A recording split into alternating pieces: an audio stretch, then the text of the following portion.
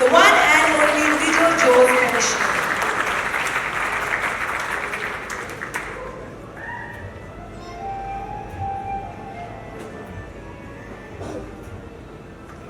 നമസ്കാരം. ലാലേട്ടൻ്റെ കൂടെ ആദ്യമായിട്ട് പടം ചെയ്തപ്പോൾ മറക്കാൻ പറ്റാത്തൊരു അനുഭവം, ഒരു ബ്യൂട്ടിഫുൾ എക്സ്പീരിയൻസ് നമുക്കൊപ്പം ഷെയർ ചെയ്യാമോ? പ്രത്യേകിച്ച് അങ്ങനെ ഒരു ഇൻസിഡന്റ് ആയിട്ട് എടുത്ത് പറയാനില്ല. എൻ്റയർ സിനിമ തന്നെയാണ് അനുഭവം. കണ്ടത് നിജം, കാണാതെ പോയി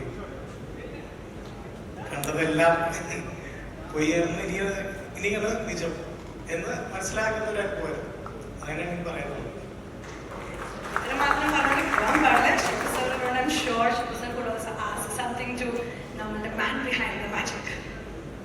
ഞാനത് പറഞ്ഞില്ലേ, ഇവർ തമ്മിലുള്ള ഏത് ലാംഗ്വേജിലാണ് സംസാരിച്ചതെന്ന് എനിക്കിപ്പോഴും മനസ്സിലായിട്ടില്ല. കഥ പറഞ്ഞ് തുടങ്ങിയപ്പോൾ മുതൽ 10 മിനിറ്റിനാണ് കഥ തീർന്നു. അത് കഴിഞ്ഞപ്പോൾ എന്തൊക്കെയോ സംസാരിക്കുന്ന ആ ആശയം ഒരു വലിയ കഥയായി മാറുകയാണ്. ത്രൂ ഔട്ട് ദ മൂവി ഒരു ഡയറക്ടർ ആർട്ടിസ്റ്റ് എന്നുള്ള നിലയിലേക്കുള്ള ഒരു ഇൻട്രാക്ഷൻ ഞാൻ കാണുന്നില്ല. അവർക്ക് രണ്ടുപേർക്കും മാത്രം അറിയാവുന്ന ഒരു ലാംഗ്വേജിൽ കൂടി അവർ കമ്മ്യൂണിക്കേറ്റ് ചെയ്ത് അനായാസത. Thank you very much, sir. Thank you so very much. നമുക്ക് എല്ലാവർക്കും അറിയാം, ഓരോ സിനിമ വരുമ്പോൾ we can expect magic in your movies. Thank you so much. You can be seated. സഞ്ചരിക്കാത്ത വഴികളിൽ കൂടി ഒന്നും സഞ്ചരിച്ചല്ല ഇതിലെത്തിയത്. ഇതൊക്കെ യാദൃശ്യമായി സംഭവിച്ചതാണ്. ലാലുമായിട്ടുള്ള ദീർഘകാലമായിട്ടുള്ള പരിചയവും സ്നേഹവും അതൊരു സിനിമയിലേക്ക് എത്തിച്ചു. അവിടെ അവിചാരിതമായി ഇന്ത്യയെ കണ്ട് അവർ തമ്മിൽ കണ്ടു കഴിഞ്ഞപ്പോഴത്തേക്കിന് പിന്നെ നമുക്ക് പ്രത്യേകിച്ച് റോളൊന്നുമില്ല. ബിക്കോസ് അവർ തമ്മിലുള്ള കമ്മ്യൂണിക്കേഷൻ, ഒരു ലാംഗ്വേജ്, നമുക്ക് പലപ്പോഴും ഒരു സൈൻ ലാംഗ്വേജ് ഒക്കെ ആണെന്ന് തോന്നുന്നു. പക്ഷേ ലിജോയുടെ മനസ്സിൽ എന്താണെന്നുള്ളത് ലാലിന് മനസ്സിലാവും. ലാലിനെ സംബന്ധിച്ചിടത്തോളം എന്താ വേണ്ടതെന്നുള്ളത് ലിജോയ്ക്ക് മനസ്സിലാവും. അങ്ങനെ തന്നെ യാഥാർത്ഥ്യമായി. മാത്രമല്ല ഈ സിനിമ ഫോളോ ചെയ്യുന്ന എല്ലാ ആൾക്കാർക്കും അറിയാം, ഈ എൻറ്റയർ ഷൂട്ടിംഗ് പ്രോസസ്സിൽ ഒരുപാട് ചാലഞ്ചസ് ഉണ്ടായിട്ടുണ്ട്. So you as a producer, what has been your vision to go forward? ശരിക്കും ചലഞ്ചിങ് ആയിരുന്നു. കാരണം ഇത് തുടങ്ങിയത് രാജസ്ഥാനിൽ കഴിഞ്ഞ ജാനുവരി 18, ഇന്നേക്ക് ഒരു വർഷം മുമ്പ്. അത് കൊടും ശൈത്യമാണ്.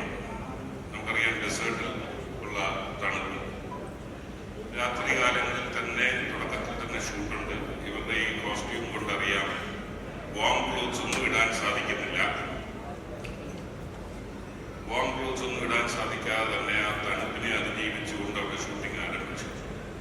എന്നാൽ ഈ ഷൂട്ടിംഗ് അവസാനിച്ചപ്പോൾ ചെന്നൈയിൽ, പോണ്ടിച്ചേരിയിൽ സിഞ്ചി ഫോർട്ടിൽ അവസാനിക്കുമ്പോൾ കൊടും ചൂട്, അതിനെ അവഗണിച്ചുകൊണ്ടാണ് ചെയ്യേണ്ടത്. ഇടയ്ക്ക് പൊടിക്കാറ്റടിച്ചു, അങ്ങനെ നിർത്തേണ്ടി വന്ന പലർക്കും പണിയുണ്ടായി. സിനിമയുമായി ബന്ധപ്പെട്ട ചിത്രീകരണത്തിൽ ഇതുപോലെ പൊടിയടിച്ച് പലർക്കും പനിയുണ്ടായി, രോഗമുണ്ടായി. അതിനെല്ലാം അതിജീവിച്ചു. പക്ഷെ എല്ലാവരും കൂട്ടായ്മയുണ്ട്. എന്നെ സംബന്ധിച്ചിടത്തോളം ഒരു പ്രൊഡ്യൂസർ എന്നുള്ള നിലയിലും അച്ഛൻ എന്നുള്ള നിലയിലും ഞാൻ ഏറ്റവും ടെൻഷൻ അനുഭവിച്ചത്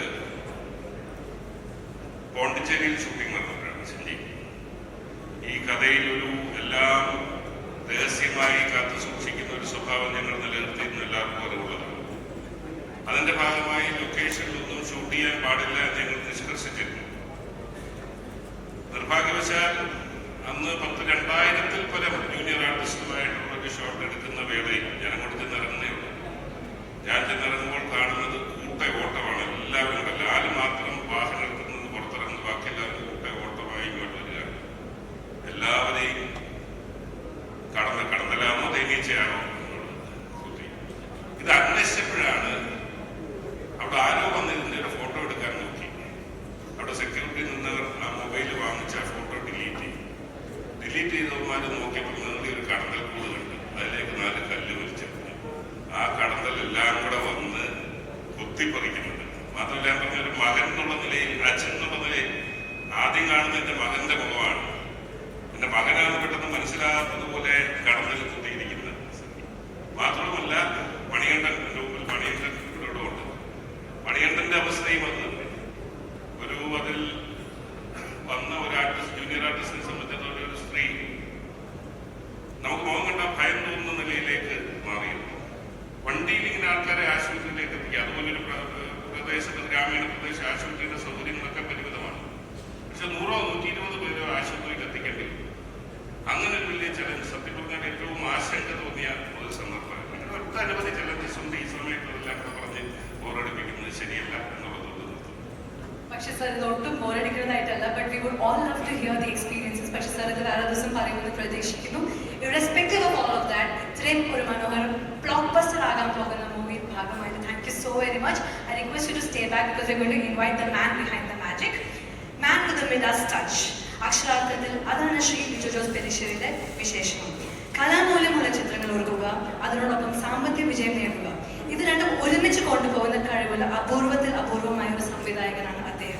Ladies and gentlemen, with a huge round of applause, let us welcome on stage the king of experimental cinema.